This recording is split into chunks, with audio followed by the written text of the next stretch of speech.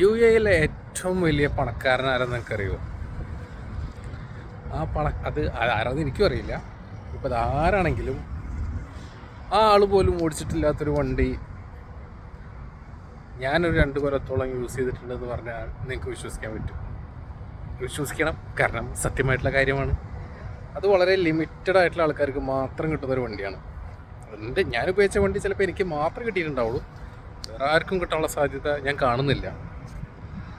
അതും 2 വർഷം കണ്ടിന്യൂസ് ആയിട്ട് ഉപയോഗിക്കുക. അതായത് അതിൻ്റെ ഇടയിൽ ഒരു 10 ദിവസം മറ്റോ ഗ്യാപ്പ് വന്നിട്ടുണ്ടാവും. ആ 10 ദിവസം മാറ്റി നിർത്തി കഴിഞ്ഞാൽ ബാക്കിയുള്ള കണ്ടിന്യൂസ് ആ 2 വർഷം ആ വണ്ടി ഞാൻ ഉപയോഗിച്ചിട്ടുണ്ട്. അങ്ങനത്തെ ഒരു വണ്ടി, അത് ഞാൻ ആ പണക്കാരൻ്റെ കാര്യം പറയാൻ കാരണം എന്ന് വെച്ച് കഴിഞ്ഞാൽ അവർക്ക് പോലും ആ വണ്ടി കിട്ടില്ല. എന്താ പറയുക, ചിലപ്പോൾ അത് യൂസ് ചെയ്യാൻ പറ്റൂല. അതുകൊണ്ടാണ് ഞാൻ പണക്കാരൻ്റെ കാര്യം പറഞ്ഞിട്ടുള്ളത്.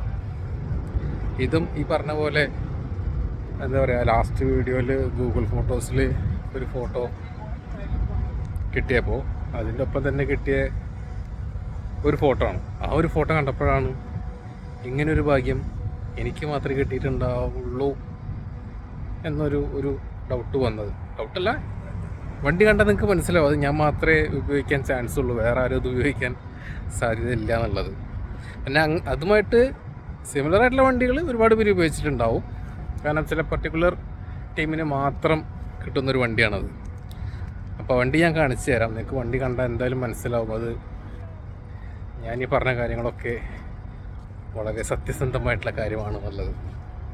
കാരണം അത് ഉപയോഗിച്ചേ പറ്റൂ, വേറെ വഴിയില്ല. അങ്ങനെ ഞാൻ മാത്രം ഉപയോഗിച്ചതും വേറെ ആർക്കും അങ്ങനെ ഉപയോഗിക്കാൻ പറ്റാത്തതുമായ ആ വണ്ടിയാണ് നിങ്ങളിനി കാണാൻ പോകുന്നത്, ഞാൻ കാണിക്കാൻ പോകുന്നത്. ഓക്കെ, കാണിച്ചു തരാം. ഇതുപോലത്തെ വണ്ടി നീ ഓടിച്ചിട്ടുണ്ടോടാ? ഫാദറിന് പറയടാ. എടാ താരിക്കാരൻ നിന്നോടാ ചോദിച്ചത്. എടാ ഊമയാണെങ്കിൽ ഫാദറിന് പറയടാ, ഇതുപോലത്തെ വണ്ടി ഓടിച്ചിട്ടുണ്ടോ എന്ന്. അവനെ കയറ്റി വിടറോ. എടാ കാര്യമായിട്ടാണ് ചോദിക്കുന്നത്, ഇതുപോലത്തെ വണ്ടി ഓടിച്ചിട്ടുണ്ടോ എന്ന്. പറയാ.